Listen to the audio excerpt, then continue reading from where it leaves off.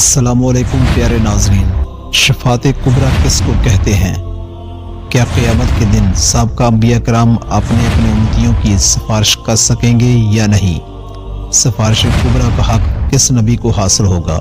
ये सब कुछ जानते हैं इसी एक वीडियो में, तो जुड़े रहिए इस वीडियो से आखिर तक। हज़रत अबू हुरैरा रज़ी अल्लाह ताला अन्हु फरमाते हैं कि एक दिन नबी करीम सल्लल्लाहु अलैहि वसल्लम की खिदमत में पका हुआ गोश्त लाया गया। इसमें से दस्ती का गोश्त आपको पेश किया गया जो आपको बहुत पसंद और मरगूब था। आप सल्लल्लाहु अलैहि वसल्लम ने इसमें से दांतों से नोच नोच कर खाया और फिर फरमाने लगे कि मैं क़यामत के दिन जबकि लोग दो जहां के परवरदिगार का फैसला सुनने के मुंतज़िर होंगे, तमाम लोगों का सरदार होगा। और क्या तुम जानते हो कि किस तरह अल्लाह ताला क़यामत के दिन तुम अगले पिछले लोगों को एक मैदान में जमा करेंगे। इस तरह की आवाज़ देने वाले की आवाज़ हर जगह सुनी जा सकेगी और देखने वाला सबको एक साथ देख सकेगा और सूरज बिल्कुल करीब हो जाएगा। लोग एक दूसरे से कहेंगे कि देखते नहीं कि सब लोग कैसी परेशानी में मुब्तला हैं और मुसीबत किस हद तक पहुंच चुकी है। आखिर तुम किसी ऐसे शख्स को तलाश क्यों नहीं करते जो तुम्हारे परवरदिगार से तुम्हारी सिफारिश कर दे? चनाचा लोग हज़रत आदम अलैहिस्सलाम के पास आएंगे और इनसे कहेंगे कि ए आदम अलैहिस्सलाम, आप इंसानों के जद्दे अमजद हैं। अल्लाह ताला ने आपको अपने हाथ से पैदा किया था, अपनी रूह आपके अंदर फूंकी थी, मलाइका को हुक्म दिया था और उन्होंने आपको सजदा किया था और जन्नत में आपको ठहराया था। आप अपने रब के हुजूर हमारी शफाअत कर दें। आप खुद देख सकते हैं कि हम किस दर्जा परेशानी में मुब्तला हैं।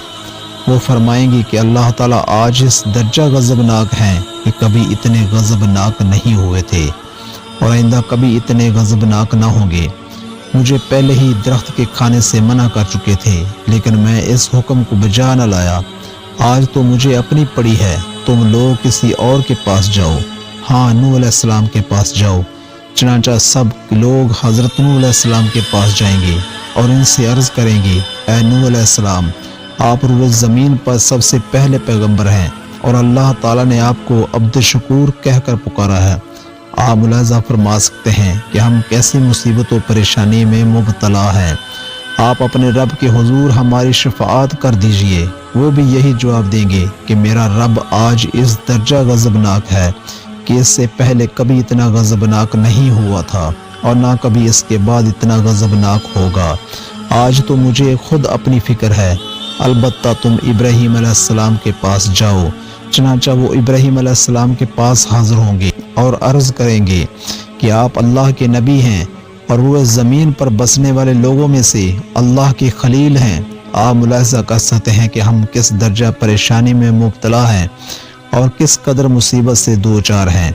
इब्राहीम अलैहिस्सलाम भी इनको यही जवाब देंगे कि मेरा परवरदिगार आज इस दर्जा गज़बनाक है कि इससे पहले कभी इतना गज़बनाक नहीं हुआ था और ना इसके बाद भी इतना गज़बनाक होगा।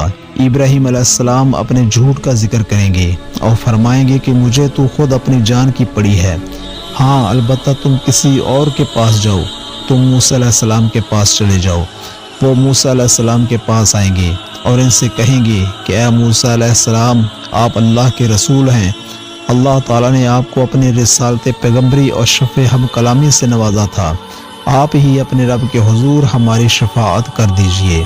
आप देखते नहीं कि हम किस दर्जा परेशानी और मुसीबत में मुब्तला हैं। मूसा अलैहिस्सलाम भी इनको यही जवाब देंगे कि मेरा रब आज इतना गज़बनाक है, इससे पहले कभी इतना गज़बनाक नहीं हुआ था और ना आइंदा इतना गज़बनाक होगा। मूसा अलैहिस्सलाम भी कह देंगे कि मुझसे एक शख्स कत्ल हो गया था, हालांकि इसके कत्ल का मुझे हुक्म नहीं दिया गया था। मुझे तो खुद अपनी पड़ी है। हाँ, तुम ईसा अलैहिस्सलाम के पास जाओ। चनाचा सब लोग हज़रत ईसा अलैहिस्सलाम के पास हाज़िर होंगे और इनसे अर्ज़ करेंगे कि ए ईसा अलैहिस्सलाम, आप अल्लाह के रसूल हैं। आपने गहवारा में लोगों से बातें की। आप कलिमातुल्लाह हैं और रूहुल्लाह हैं। आप ही अपने रब के हुजूर हमारी शफाअत कर दीजिए। आप मुलाहिज़ा फरमा सकते हैं कि हम कैसी परेशानी और मुसीबत में मुब्तला हैं। حضرت عیسیٰ علیہ السلام بھی ان کو یہی کہیں گے کہ آج میرا رب جتنا غضبناک ہے، اس سے پہلے کبھی اتنا غضبناک نہیں ہوا تھا اور نہ آئندہ کبھی اتنا غضبناک ہوگا۔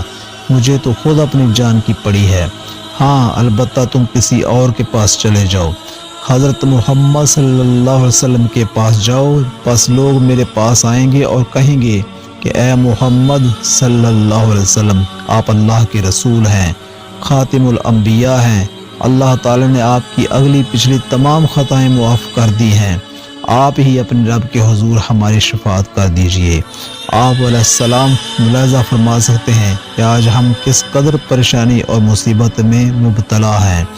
حضور علیہ السلام فرماتے ہیں کہ چنانچہ میں پھر چلوں گا اور عرش کے نیچے آؤں گا اور اپنے رب کے حضور سجدہ ریز ہو جاؤں گا، پھر اللہ تعالیٰ مجھ پر اپنی حمد و ثنا کے وہ الفاظ اور اسلوب منکشف اور القاء کرے گا جو مجھ سے پہلے اس نے کسی پر منکشف اور القاء نہیں کیے ہوں گے۔